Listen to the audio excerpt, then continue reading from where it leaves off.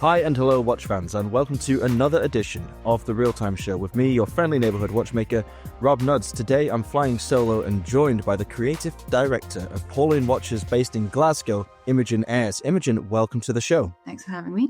Where to start? You've been in this design world for a long time, possibly even longer than your resume would suggest. So I want to go right back to the beginning. I want to go back to baby Imogen to find out where it was that you discovered your creativity and what kind of hobbies did you apply it to when you were a kid? So I was always obsessed with drawing as a child. I think like me and my siblings and whole family basically are quite artistic. And I always thought that I would be an artist more than probably didn't know what a designer was when I was a child. But I went to uni with the intention of studying illustration and then got into graphic design as I realized that I didn't want to be a fine artist and prefer having a brief. So, and then type design, and then it just kind of specialized from there. But yeah, I always had been drawing since I was tiny. What was it specifically that pulled you away from fine art and towards graphic design? Did you enjoy the more structural element of it, or was there something else that appealed to you? It was the structure. So I did a course which involves, so it's called communication design, and you do illustration, graphics, and photography. I went with the intention of specializing in illustration. I did 2 weeks of it, and I thought, I can't do this. It's like coming up with briefs that are about yourself, and I just felt I couldn't do it. And so I switched into graphics, and I realized that you can employ a lot of the elements of illustration within graphic design. So a lot of the kind of more handcraft parts I really enjoy. But you can have a graphic design brief and sort of put your own illustrative spin on it. And I think that's what I really enjoyed, sort of fusing the both together. So you alluded to finding it either uncomfortable or difficult to put too much of yourself into a project. Is that something that you can do more effectively through graphic design on, should we say, on a low-key level? Yeah, I would say so. I think, you have a client in graphic design and you're sort of solving a problem rather than just saying, like, this is my vision of the world or something about yourself. Has that changed at all as your career's progressed? Are you able to, or keen to, put more of your vision of the world into the work that you do? Still, maybe not so literally, so that people are like, oh, that's what Imogen thinks, but maybe through your typographical work, people can see what it is that you feel. Yeah, I think so. I think it just comes out in a more natural way, maybe.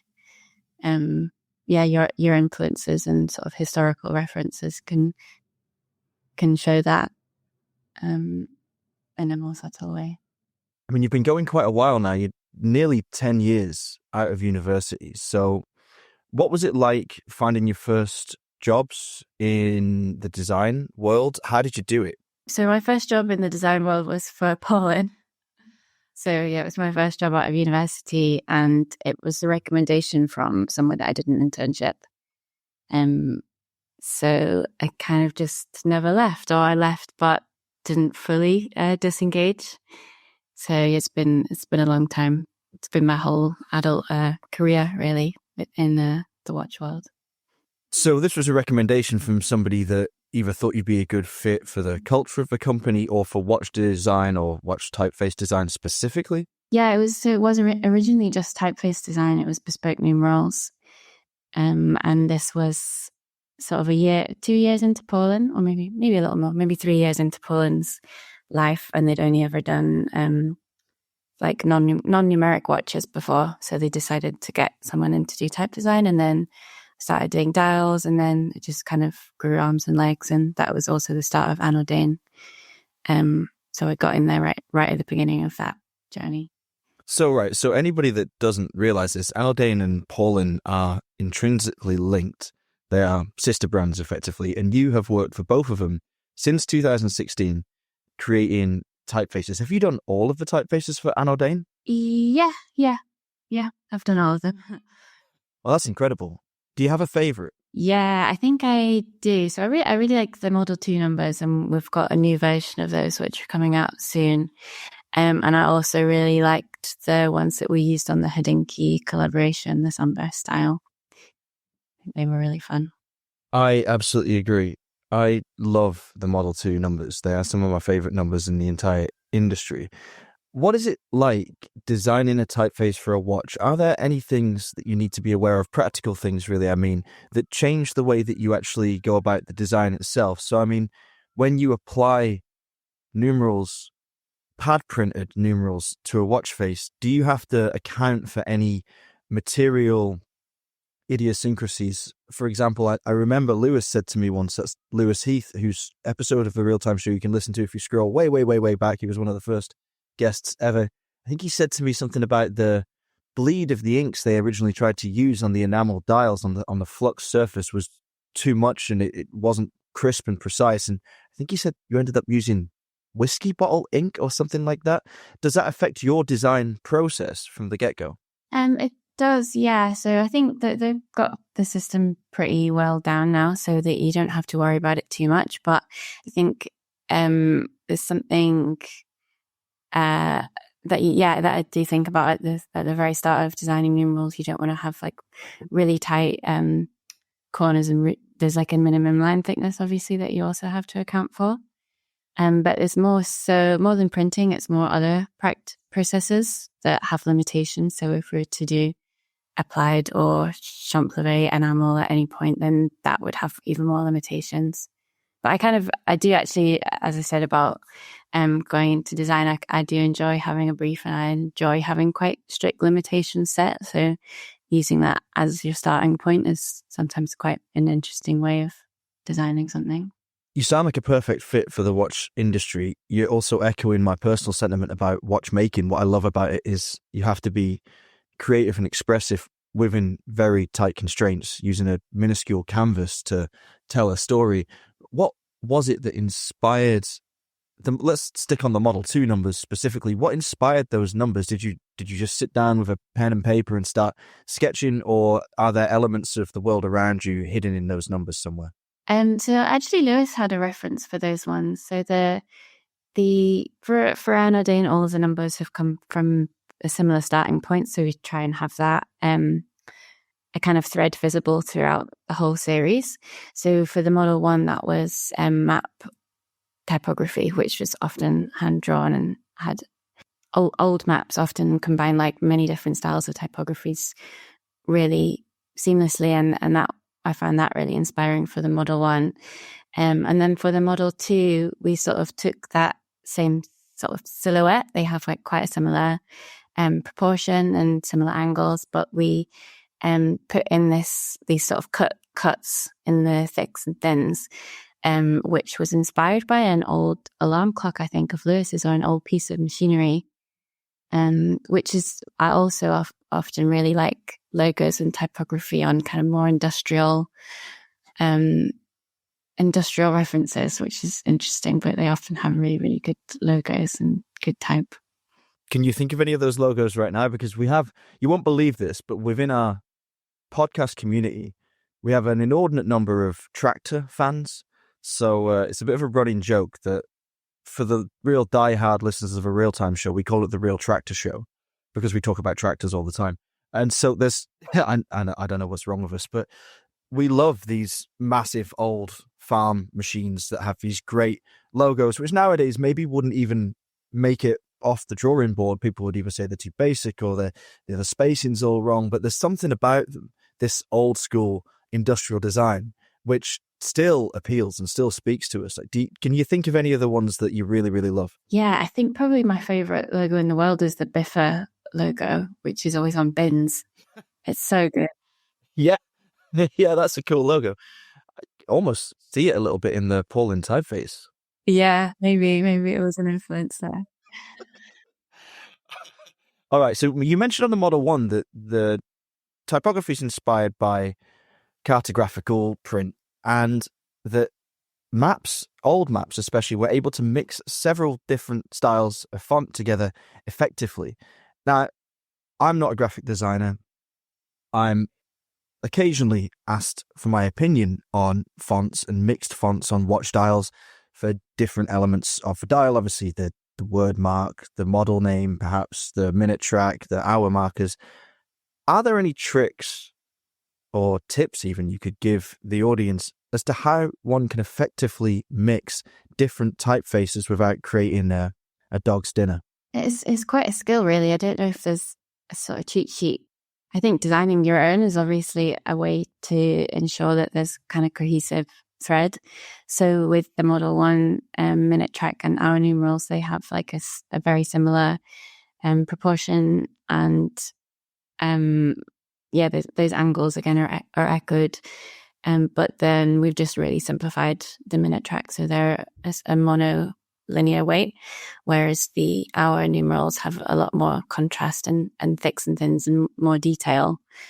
So that's like a really surefire way of ensuring it. But then I think if you're buying typefaces or finding typefaces from other resources, it's good to look at a single foundry and sort of pick from their back catalogue. So I might be searching for rules that don't exist in design, but have you, over the duration of your career, created for yourself at least certain principles that you follow so that there's a consistent thread running through all of your work personally? So do you have a style where in, let's say, another 10 or 20 years, when the whole watch industry knows about your work with Patek Philippe and Vacheron Constantin, they can go, okay, this is an Ayres dial, this is what it looks like, this is what she always espouses in her designs. Is there something like that, or do you just tackle each brief individually and remove yourself from it as best you can?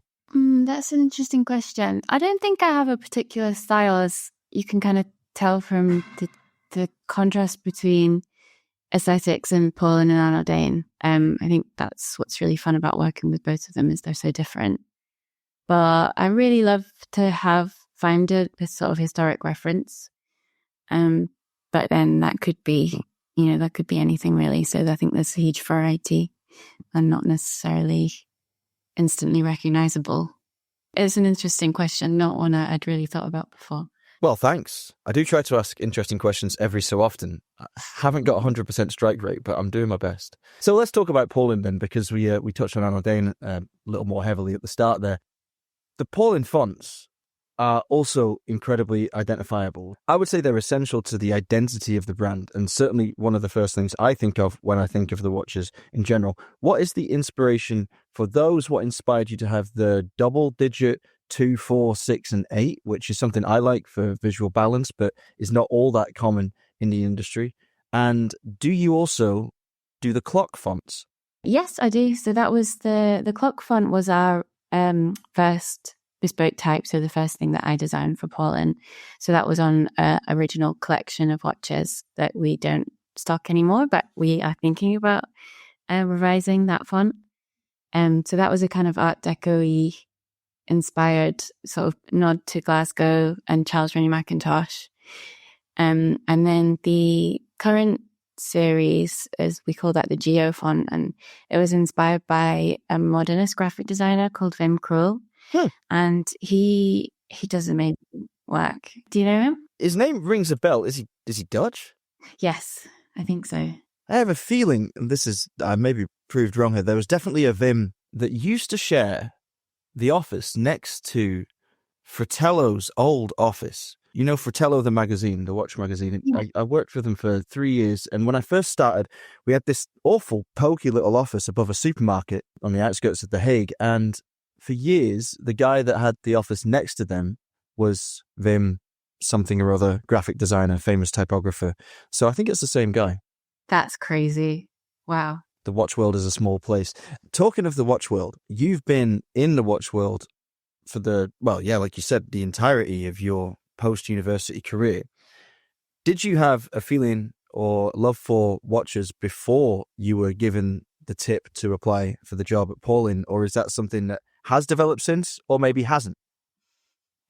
I wasn't particularly interested in watches. No, I'd never really got on my radar. I didn't know that there was such a sort of huge industry. But I've definitely grown a love for them since. I think it would be hard not to after being around them for 9 years.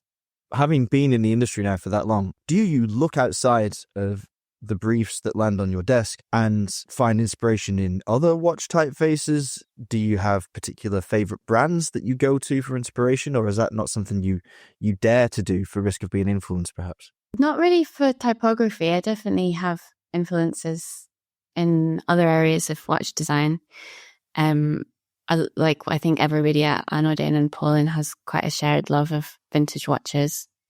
Like we all love a Longines or the old Breitlings, but I wouldn't, never really look at old watches or other watches for typography. So I would say my references come from elsewhere in the design world.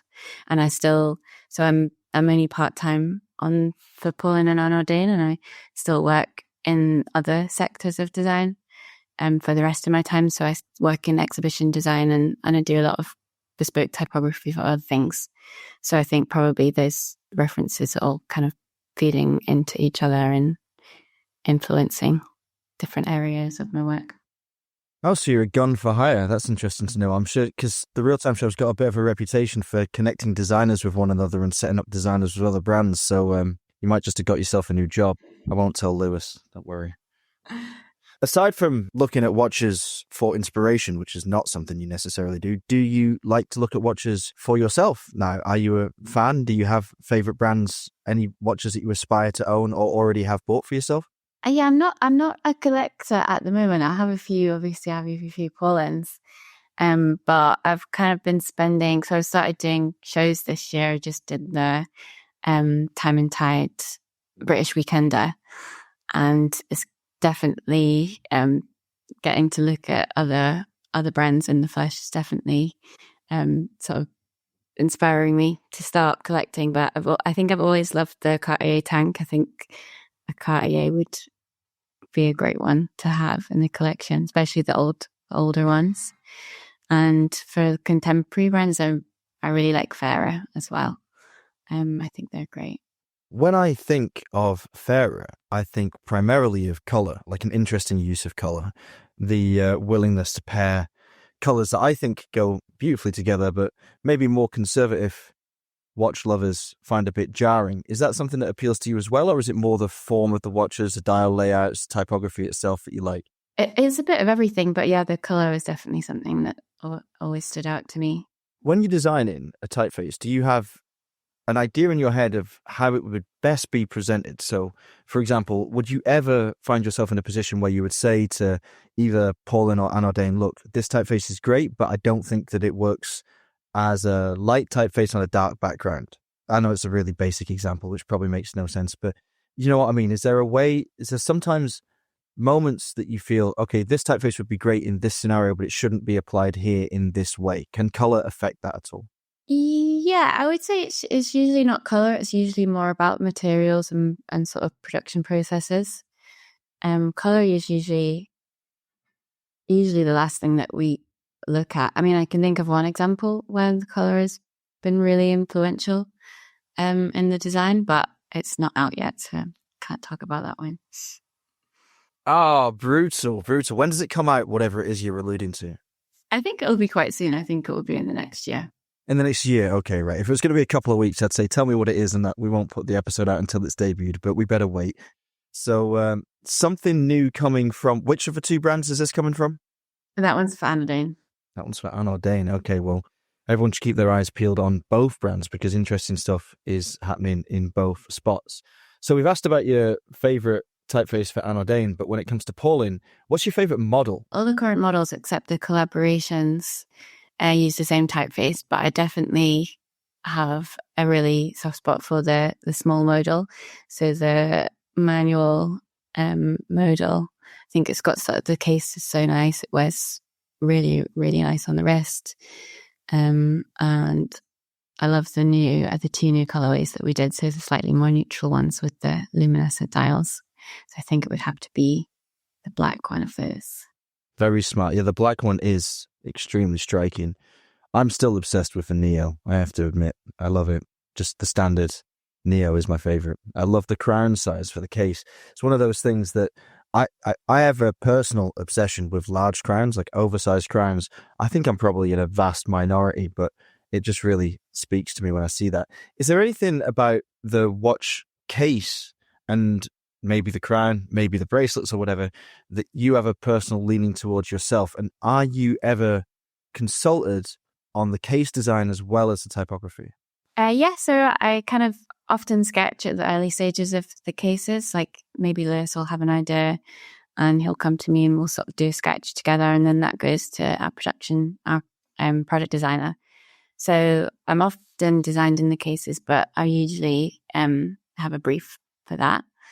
And is there something particular that speaks to me? Again, just vintage watches, to be honest, like maybe more military style vintage watches. Well, like field watches like the Dirty Dozen or like a modern Vertex or something along those lines. Yeah, Vertex cases are great. They're a really good example. Do you ever fantasize about designing every single element of a watch from the ground up that's completely different from anything you've done before? Like, do you have any wild ideas that are brewing in the back of your mind, something you would like to realize at some point in your career? Good question. I don't think there's one that I feel like we haven't touched on at all. We have quite a few ideas in the works, that are all quite different from what we've done before. So I think those are all really exciting. But normally the process is actually, yeah, I love working with Lewis because he's such a creative person, but he's very much an ideas guy, and so he'll often have an idea for something and come to me and you and our product designer. It's kind of very much a team effort. So I really like that way of working. It's very collaborative. So I don't think I have a dream watch fully formed. Not yet. Yeah, there's a few things, but it's not one cohesive idea as of yet. So we keep mentioning Lewis, but let's talk more about the structure of Paulin as a company and its history, how it's developed as a brand, and how important its watch offering and clock offering has been to it throughout its history. Can you give us a potted history of Paulin right from the beginning and up until the present day, please? Yeah, so it was started by the three Paulin sisters. And when I started, Eleanor, the youngest, was creative director. So I worked alongside her for a good few years. And the two older sisters had already kind of started to take a step back by that point, and they've all now got young families and have moved away from Glasgow.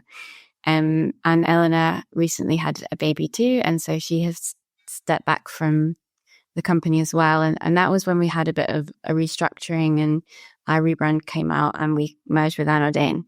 So that was a couple of years ago now. So yeah, a lot of big changes all happening at the same time, and we kind of took stock and thought about what we wanted to change about the company and what we liked and what we wanted to carry forward, and what we could also learn and take from Anodain. So I think that was a really pivotal moment. I think we sort of started putting it into production, or putting into practice better production practices with the help of Anodain. So making more stuff closer to home and even in-house, and doing the assembly in-house. So I think that was a really important step for us, sort of moving towards a more lean production model, and also like embracing this very different style of design, which I think we'd all kind of liked, but hadn't quite been able to realize on the watches. I think we were very much like entrenched in minimalist watches, and all kind of wanting to break out of it. And then this was, collaborating with Anodain was a good reason to change that. It's one of the few web shops, or watch web shops at least, where one can also buy an umbrella, which is, it's a USB of its own, I guess. £24, very reasonable, nice umbrella. You can visit the shop at paulinwatches.com, which is paulinwatches.com. And if you go on the accessories, you'll see some straps and this umbrella. Now, that kind of sparked something in my memory. I don't know if I'm right in saying this, but in the past, Paulin didn't just make watches and clocks, right? Was there accessories and more fashion items as well? Yeah, so we did one range of leather goods, which was a really fun process. I think because we already had the suppliers for making straps, we thought, and there was some really, really beautiful leathers that we did that we just thought could be showcased on something bigger. So we made a range of leather goods like wallets, and I think the biggest thing was an iPad case. But it was kind of a strange pairing. I think they didn't do as well as we'd hoped, but I still use my my purse that we made. And I think that's another really nice thing about working with Paulin, is that we're very open to making other things. We just kind of make things that we would want to own, or sometimes it's something that we can't find elsewhere on the market. And yeah, there's lots of ideas for non-watch things. I'm not sure how many of them will actually come to fruition, but it's a fun process to be part of. It is an interesting discussion to have for younger brands, especially. I think the idea of creating non-watch products to either scratch a creative itch or to expand the brand universe, communicate it through a different type of product. I've known some brands do it very effectively. I mean, the best, in my opinion, is probably Schofield down in Sussex, run by Giles Ellis. He spends far too long, in my opinion, and I'm sure he won't mind me saying that, because at least the results speak to the effort he puts into them, designing things like pens and fidget spinners, torches, and every single thing that comes out of the brand is entirely on brand and adds to the sense of what Schofield is. But it's also a huge drain and distraction on occasion, and I'm quite impressed to see Paulin having dipped their toe in the water there and done some lifestyle items, as it were, and then pulled it back, tightened up the collection, had this sort of soft relaunch almost, and gone very, very full bore with the watchmaking. And I think completely changed the brand in the minds of the watch community. I haven't seen Paulin at a huge number of events, but when I've been present at events that you've been showing at, I've been, well, heartened, I guess the word is, by the response of my fellow watch collectors to the brand. I mean, I've loved it for years. I'm not going to be one of those like, I liked them before they were famous kind of people, but I really did like what Paulin was doing. But I think that the model line, is that how you say it? Module? I say modal, but everyone in the company says it differently, to be honest. Modal. Okay, modal. I'll say modal because that's much more distinguishable. But then it's from modular. Oh yeah, okay, I get it. So it's modular, but modal. What would it be if it was modular? Model. Yeah, okay, that doesn't help. Modal, the modal range. I think it's something completely different. It stands out. It's the brand now. It's like the core piece that people will identify Paulin with. Do you think long term, although you say there are many ideas for other things that you could do, it's a wise move at this stage of the company's development to allow yourselves to spend time and focus on other things? Or do you think it's worthwhile in encouraging a broader demographic to the brand itself rather than the watcher specifically, and something that will reap dividends down the road?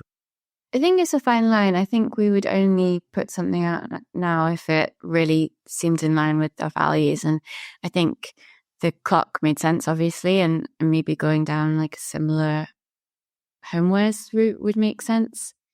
But I think we are also trying to appeal to not just watch connoisseurs, but sort of people with a more general interest in design. So I think having a broader range would make sense for that reason. But yeah, it would have to be the right thing. It would have to be the Paulin thing. Oh, you've created an image in my mind there now. I'm starting to think Paulin could be the new Braun, making all those beautiful table clocks and bathroom clocks and desktop clocks. Oh yeah, that would work. Do that, please. We'll try. Okay, thank you. Next question. You said that you started going to events for the brand. Where have you been so far? So I did a couple of trade shows many years ago, before our rebrand.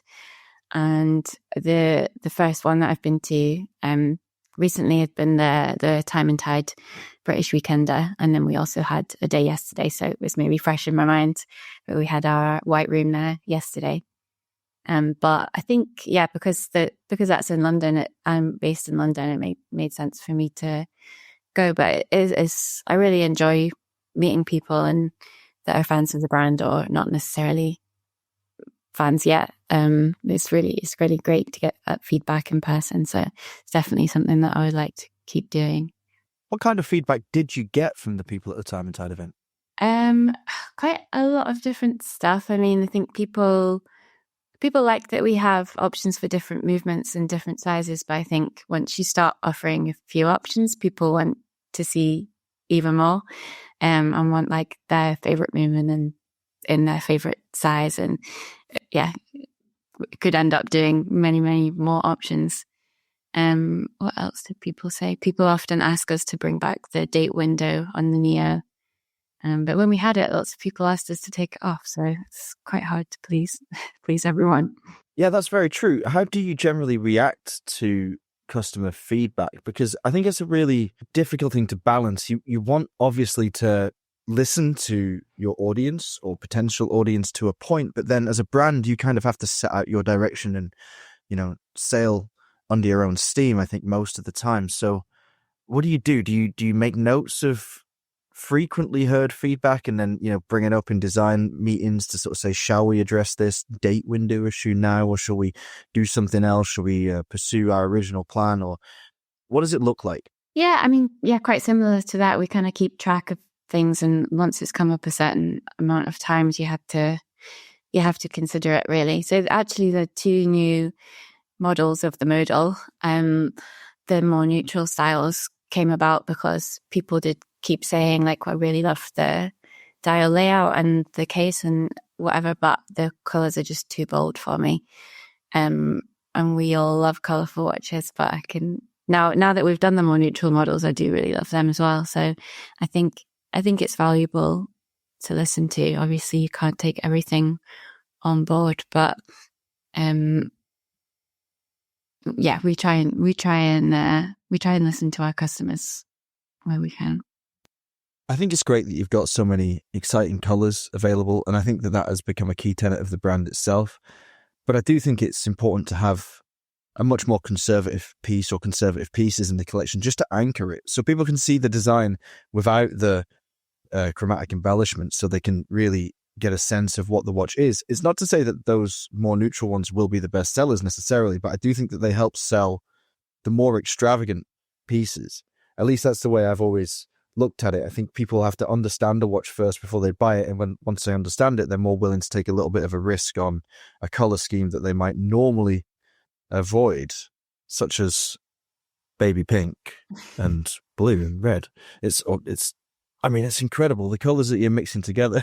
It doesn't always make the most sense immediately in one's mind until you see it, and then you're like, oh yeah, why don't other brands do that? Why hasn't Cartier done a tank with a baby pink dial and blue numbers and a red hand? Maybe we should ask them. Maybe that can be your first tank. Oh, that sounds great. If you could choose one brand in the entire industry other than Paulin or Imogen to design for, what would it be? Would it be Cartier, or would it be something a little more off the beaten track? Oh, interesting. I think it would be fun to work with one of the really big hitters, actually, because I'm always been in the microband world, and there's quite a lot of freedom there, and it would be interesting to see what working with somebody with such a history and such a sort of defined visual language, whether there's more restrictions there or whether there's maybe less restrictions. I don't know, because they already have their very firm following. So I think working with someone big like Cartier or JLC or somebody in that sort of very classic realm would be interesting. God, I'd love to see you team up with JLC. That would be a match made in heaven. I think that would really work, because if there's one thing that JLC can be accused of is being a little bit too safe on occasion, I think you could bring a bit of vitality to their designs. So write a letter. We'll see what happens. So now you've had a little bit of taste of traveling for the brand. Are there any events that you've identified that you'd like to visit? Like, would you be interested in going to Wind Up in New York or San Francisco or Chicago or Dubai Watch Week or Geneva Watch Days, or where would you like to visit, basically?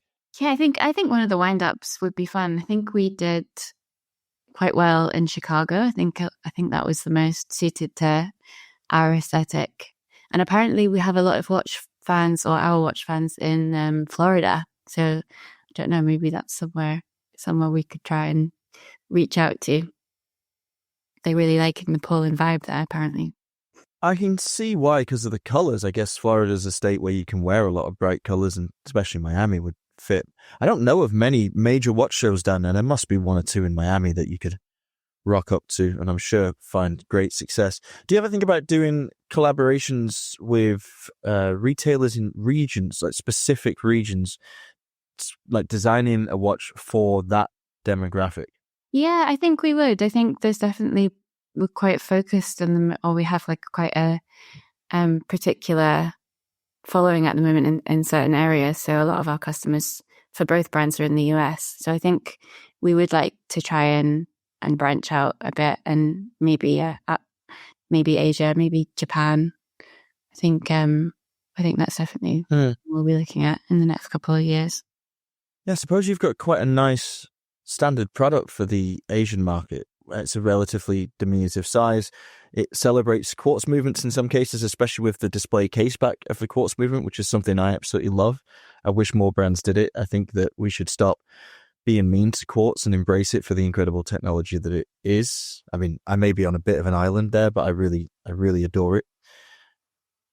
How would you describe your general demographic? You say a lot of your customers are in the States, but what kind of age range are we talking? Is it mostly male, mostly female?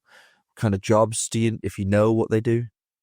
I don't know about jobs. I think it's changing quite a lot at the moment. I think we're kind of broadening our reach, and I think we have always been more heavily male, but I think that's just also to do with the watch industry and who was aware of the brand. So I think, I don't know, I think we do actually have quite a broad appeal once you get in front of those people.